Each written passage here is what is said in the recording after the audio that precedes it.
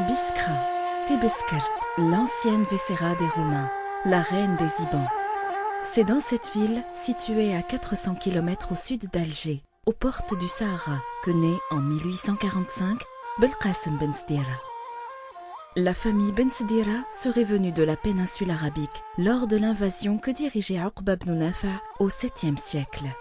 C'est une famille de grands propriétaires, une grande tante. Le jeune Belqasem Ben Sdira se retrouve orphelin très jeune. Il est recueilli par un parent, Cheikh al-Arab Ben Ghana. À la naissance de Belqasem Ben Sdira et dans les premières années de son enfance, la pénétration coloniale en Algérie battait son plein. Après la prise d'Alger en 1830, la guerre de conquête se poursuit sans répit et vient à bout de la résistance de Bey Hadj Ahmed à Constantine en 1837. Le 4 mars 1844, les troupes du duc d'Aumale s'emparent de Biskra. En 1849, la résistance des Ibans cesse, avec un épisode des plus pénibles de la colonisation, le massacre des Aatcha. Dès le début de l'invasion, l'instruction publique française faisait partie intégrante du projet politique de conquête coloniale. Le rôle de l'instruction dans le processus de conquête de l'Algérie a été abordé dès les premières années de l'occupation. Gentil de Bussy, intendant civil en Algérie, définit en 1839 les objectifs assignés à l'enseignement en Algérie comme le plus sûr moyen de les conquérir en parlant des indigènes à la cause de la France. Les enfants morts auraient perdu cet esprit de fanatisme et de haine entretenu par les préjugés religieux. On peut effectivement considérer qu'il y a eu en gros dans la politique scolaire de la colonisation, il y a eu en gros, au moins jusqu'à la fin du 19e siècle, il y a eu, en gros, on peut distinguer 3 étapes. Moi, je crois que dès le début, à partir des années 40, la préoccupation scolaire commençait à se manifester chez les autorités coloniales. Il se posait la question de savoir qu'est-ce qu'il y avait d'abord comme institution scolaire, comme structure scolaire, comme structure de formation dans le pays, structure traditionnelle, et comment allait-il à la fois les contrôler, parce que l'un des problèmes qui se posaient à eux, c'était de les contrôler, de manière à ce que ce ne soit pas des bases d'opposition, puisqu'on voyait bien que la plupart des mouvements contre la colonisation, comme le mouvement d'Emir Abdelkader, contre le mouvement beaucoup plus tard, qui c'est 71 ou celui de 80 dans le sud, tous ces mouvements-là finalement étaient fondés sur des institutions traditionnelles, religieuses, des zaouïas, des grandes zaouïas. Donc la surveillance de ces structures de formation traditionnelle a commencé très tôt. Mais en même temps, il y avait une autre préoccupation, c'est le besoin d'avoir des intermédiaires, d'avoir des cadres qui puissent être utilisés pour administrer le pays, ne serait-ce que pour avoir des interprètes. Et puis, ils ont été tout de suite préoccupés par la question de la justice. Il fallait qu'il y ait quand même, dans le cadre de la colonisation, il y ait quand même un semblant de fonctionnement de la justice. Alors, il fallait qu'il y ait des personnes qui connaissent le droit musulman. Et ils ne pouvaient les trouver que dans les zaouïas. L'objectif général est de contrebalancer l'influence des confréries religieuses. Ces dernières, à travers leur réseau et la formation des enseignants des écoles coraniques, contrôlaient l'enseignement du premier degré dans les villes et les villages. La direction de l'instruction publique des Algériens devenait un objectif politique et était considérée comme un puissant moyen de gouvernement. C'est pourquoi l'instruction des enfants européens relevait de l'Académie d'Alger et du ministère de l'Instruction, alors que l'instruction des enfants algériens relevait, elle, du gouverneur général, par la suite du ministère de la Guerre jusqu'en 1870, puis du ministère de l'Intérieur. Elle relevait ainsi de l'ordre public.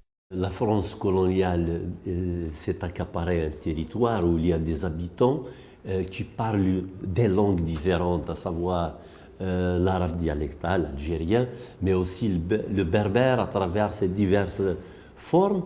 Donc il fallait maîtriser la langue de ces indigènes qui sont dominés pour pouvoir en faire une force de travail. Le colonialisme, c'est un stade d'exploitation impérialiste et capitaliste, donc il fallait maîtriser ces langues.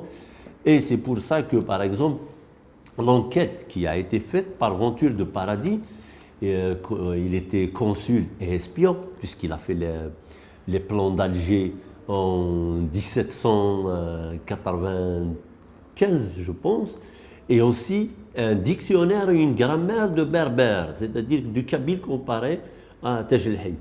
Mais le livre Venture de Paradis est mort pendant l'expédition de Napoléon à Aboukir en Égypte, mais son livre a été publié en 1844 par le ministère de la Guerre. Et il a servi aux interprètes, que ce soit militaires, pour la conquête de la Kabylie qui s'est terminée en 1857. Comme il y a eu un enseignement d'arabe, il y a eu un enseignement de kabyle, et d'ailleurs l'une des plus grandes grammaires, des premières grammaires du kabyle a été faite par le capitaine Anoto en 1858, ça s'appelle grammaire de la langue kabyle, alors qu'il était capitaine. Par la suite il va avoir le grade de général. Après cette linguistique des militaires, il y a aussi celle des religieux. Si on prend les jésuites, par exemple le père Creusa et tout, eux aussi voulaient maîtriser cette langue et l'enseigner pour bien sûr répandre la religion chrétienne. L'instruction publique française faisait partie intégrante du projet politique de conquête coloniale.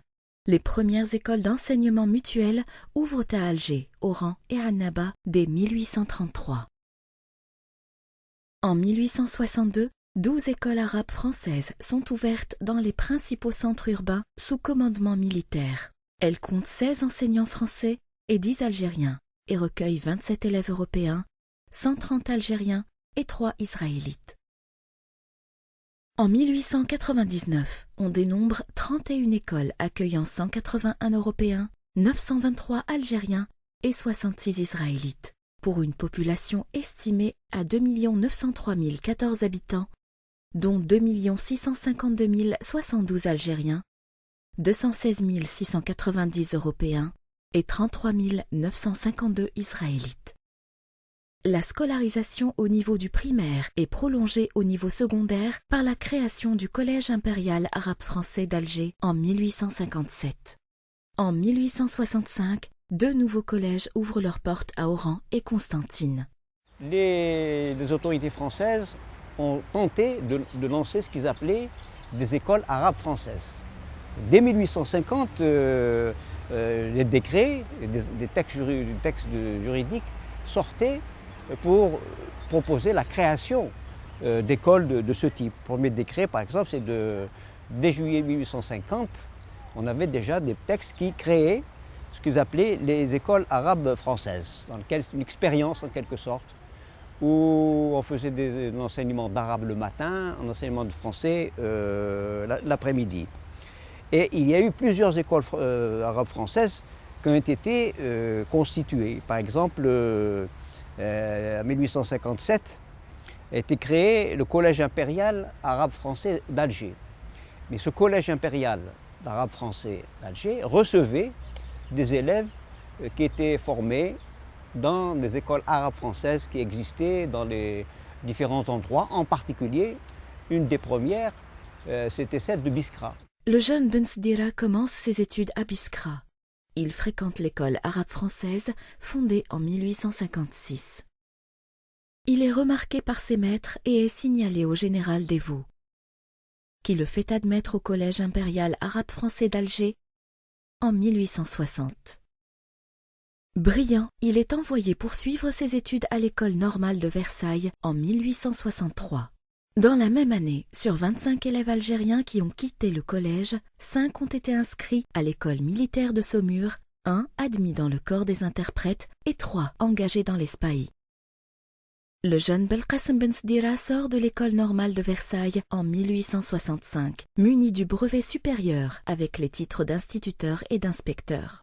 Il rentre à Alger et demeure au 10 rue Randon, dans la basse Casbah. Le 1er janvier 1866, à peine âgé de 20 ans, il est nommé maître surveillant à la jeune école normale d'Alger Mustapha. En 1869, il en deviendra professeur d'arabe et la même année, il est professeur de droit musulman à la Médersa d'Alger. L'organisation de cet enseignement s'accompagne de la publication en 1875 à Alger, chez Jourdan, ce sera son seul éditeur, d'un cours pratique de langue arabe à l'usage des écoles primaires de l'Algérie. Puis, en 1883, d'une petite grammaire arabe de la langue parlée à l'usage des écoles primaires et des classes élémentaires dans les lycées et collèges de l'Algérie, premier livre alphabet et syllabaire. Et en 1891, d'un cours élémentaire d'arabe parlé à l'usage des lycées, collèges et écoles normales de l'Algérie. On le retrouve en 1878 parmi les membres du Conseil du Congrès provincial des orientalistes de Lyon. L'enseignement, qui se consolide en Algérie, a déjà commencé en 1857 par la création de l'école préparatoire de médecine et de pharmacie.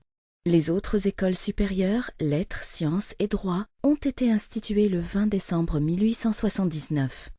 L'école supérieure des lettres, qui dispense une douzaine de cours et dont la vocation est de préparer les étudiants aux licences et aux agrégations, a développé dès le départ l'enseignement de l'arabe et des dialectes berbères destinés aux élèves candidats aux examens dits de prime de langue arabe et de prime de langue kabyle.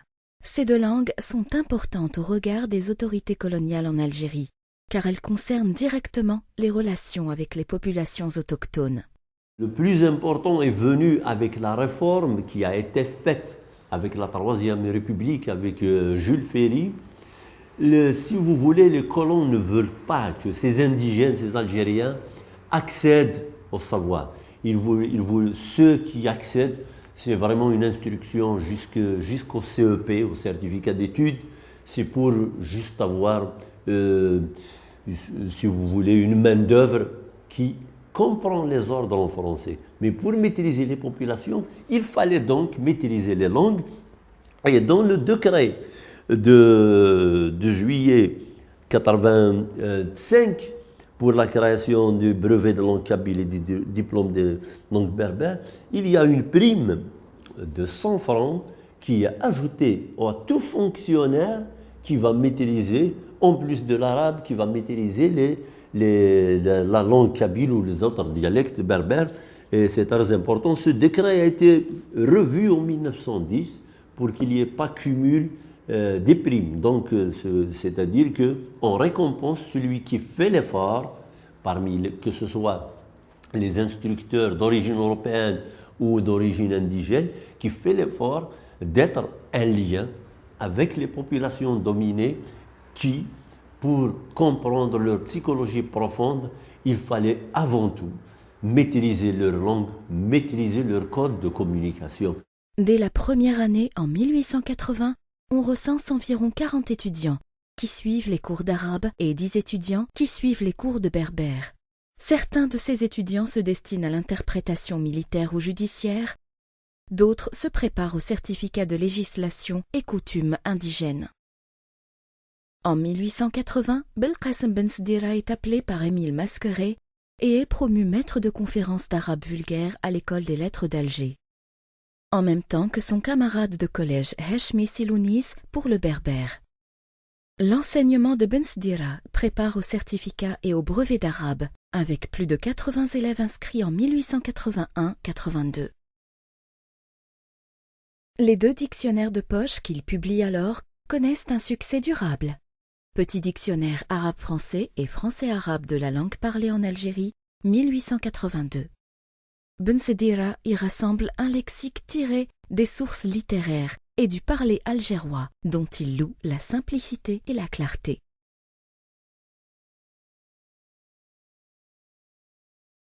C'est lors de l'enquête de Masqueret de 1881 en Kabylie sur le projet de mise en place d'écoles en faveur des indigènes et de l'installation des maîtres que s'est posée la question de l'initiation des instituteurs à la langue du bled. Il est préconisé dans cette enquête que les directeurs des écoles primaires, pour des raisons d'autorité, devront être formés à la langue et aux coutumes de la population au sein de laquelle ils exercent. Après la révocation de Heshmi Silounis en 1883, les services académiques font appel à René Bassé et à Belkacem Ben Sedira pour assurer la conférence des dialectes berbères. Belkacem Ben Sedira est jusqu'ici chargé du cours complémentaire d'arabe vulgaire. Il saura répondre à ce qu'on attendait de lui. Être à la hauteur de sa tâche, en suppléant efficacement René Bassé dans sa conférence de dialectes berbères. Durant l'année 1884-1885, Ben Sedira va se lancer sur le côté pratique de l'enseignement du kabyle. En 1887, il publie le cours de langue kabyle, grammaire et version, et René Bassé, le manuel de langue kabyle. Pour le domaine kabyle, l'ouvrage de Ben Sedira est bien supérieur au manuel de René Bassé par la qualité et le nombre de ses textes. Cet ouvrage, qui ne comporte pas moins de 600 pages, a été rédigé en 1886 lors d'une mission en Kabylie et publié l'année suivante à Alger par Adolphe Jourdan. Cette mission, en plus de dresser un état de l'instruction en Kabylie à cette époque, avait pour principal objectif une enquête linguistique. Ben Sedira a recueilli des documents rares et précieux qui lui ont permis de parfaire l'étude des parlers berbères de Kabylie. Son ouvrage comprend des documents ethnographiques de premier plan. Contes, légendes et qanoun. Le cours de langue kabyle est composé de 4 parties. Éléments de grammaire kabyle, traditions et légendes kabyles, cours de version kabyle, qanoun, devinettes, chansons et poésie. Pour le berbérisant, pour le chercheur en linguistique et en littérature berbère, le plus intéressant c'est le cours de langue kabyle qu'il a élaboré après 1885. Ben Sedira, qui était spécialiste de la langue arabe, qui était diplômé en langue arabe, était amené à élaborer cette méthode suite à l'intégration de l'enseignement du berbère à l'université d'Alger, c'est-à-dire à l'époque c'était l'école normale supérieure. Donc il fallait former des administrateurs civils, juridiques ou militaires qui maîtrisent, en plus de l'arabe, ceux qui vont travailler dans le territoire arabophone étaient obligés de connaître cette langue pour le contact avec les populations, mais aussi en langue kabyle et dans d'autres dialectes berbères, Tachawit, Tamzaft et Tamaha. Donc, après la création du brevet de langue kabyle et du diplôme des dialectes berbères en août 1885, il y a eu 3 méthodes qui ont été publiées.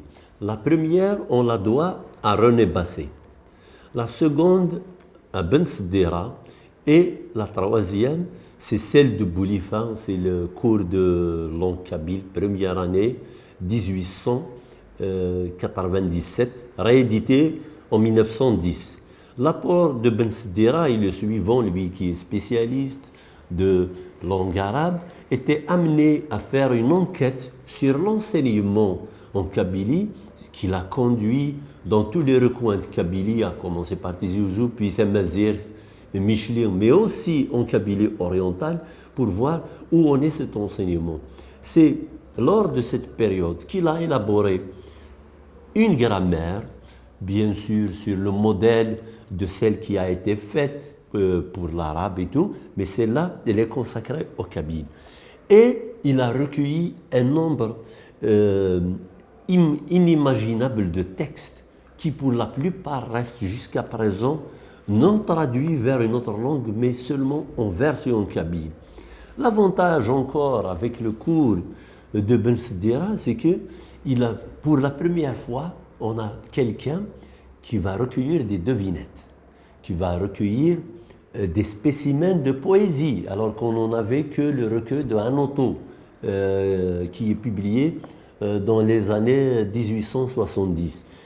Et il va aussi recueillir les qanouns de la Kabylie maritime, des Iflis al-Bahar, alors qu'on avait les qanouns, c'est-à-dire des grande tribu kabyle et tout, et que Boulifa a ramené le canon de Adni, mais Ben Sedira nous a apporté ces canons de la Kabylie maritime. Donc c'est dommage que son livre ne soit pas réédité. Encore une fois, je dis l'importance de ces textes qui restent toujours en version kabyle, que ce soit pour l'enseignement à travers une didactisation, mais aussi comme patrimoine immatériel qui appartient à tous les Kabyles en particulier et à tous les Algériens en général, parce que ces versions qui étaient recueillies à partir de l'oralité sont à présent presque toutes perdues. Donc il a réussi à sauvegarder une bonne partie des récits, des textes descriptifs et aussi des contes. Voilà ce que je peux dire, du moins sur ce qui concerne son cours de langue kabyle, que Boulifa cite aussi comme référence. À côté de ces publications destinées à accompagner les premiers pas de ceux qui apprennent l'arabe et le berbère avec un objectif professionnel, Ben Sedira s'adresse à un public plus large en mettant à jour les dialogues de Théodore Roland de Bussy. Dialogue français-arabe recueille des phrases les plus usuelles de la langue parlée en Algérie. Publié en collaboration avec son fils Charles en 1892. L'ouvrage à destination des touristes aussi bien que des écoliers et des Européens d'Algérie contient un appendice avec des proverbes, des serments et des conseils sur ce qu'il convient de faire ou d'éviter avec un indigène. Au début de l'année 1888, l'école normale où sera érigé le musée des antiquités au boulevard Télimli est transférée de Mustapha sur les hauteurs de Bouzarea. Et en 1891, une section spéciale destinée aux indigènes est créée. L'effectif de l'établissement qui se consolide à 90 élèves passe à 209 l'année suivante et en 1893, il est de 248 élèves. Belkacem Ben Sedira, qui a assuré son cours d'arabe jusqu'ici et compte tenu de ses nombreuses charges, cède son poste à un jeune moniteur, Ammar Ben Saïd, dit Boulifa, à qui est créé aussi un cours de kabyle. Belkacem Ben Sedira, qui donc a profité de l'existence de cette école arabe-française à Biskra, qui a une formation à ce niveau, qui probablement, il faudrait faire des recherches plus poussées, suivait aussi l'enseignement traditionnel. Ça, c'est vraiment son travail à faire d'investigation, probablement. Et ensuite, il a été à Alger, ce qui, quand même, pour l'époque, était quelque chose de tout à fait remarquable, parce que s'éloigner de sa famille, surtout que c'était une famille bien implantée, une famille de notables, très proche de la famille Belgana, etc. Et ensuite, après, comme il s'est fait remarquer par ce collège français, arabe-français d'Alger, par ses qualités, par sa formation, sans doute sa double culture, à la fois familiale et acquise dans ce collège arabe-français de Biskra, il a été choisi pour aller à Versailles, à l'école normale primaire de Versailles. Il n'avait qu'à l'époque une vingtaine d'années, donc très jeune, il a pu faire cette carrière. Donc il est lié à cette politique. C'est un peu l'élite, le produit de cette politique, qui pourtant ne concernait, je le répète, qu'un nombre réduit de personnes. Voilà, donc, et ensuite, lui-même, il est resté dans ce système, puisqu'il est revenu en Algérie 3 ans après, et il a été nommé comme enseignant ou comme enseignant ou adjoint à l'école normale. Donc très rapidement, il a fait tout le circuit. Passé d'élèves, ensuite il est revenu. Bon, et c'est à partir de ce moment-là que sa carrière de chercheur, d'auteur sur beaucoup de points, et en particulier sur la langue arabe, le berbère, se sont développés. Voilà. Donc c'est vraiment le produit de cette expérience éducative qui s'est produite à ce moment-là. Chevalier de la Légion d'honneur depuis 1893, Bensedira est promu officier en 1900. Marié à une Française, il laisse 2 fils. Farhat Louis, né à Alger en 1875, fait une carrière d'instituteur après être passé par l'école normale d'Alger. Charles, avocat et secrétaire-interprète au parquet général d'Alger, rééditera les apologues et contes arabes du Moyen-Âge, recueil de textes littéraires de son père, en les complétant d'un glossaire. L'un d'entre eux est le père de Leila Bensedira, 1903 à 1982, élève au Conservatoire de Paris et cantatrice renommée. Belkacem Bensedira décède de maladie le 30 novembre 1901 à l'âge de 56 ans.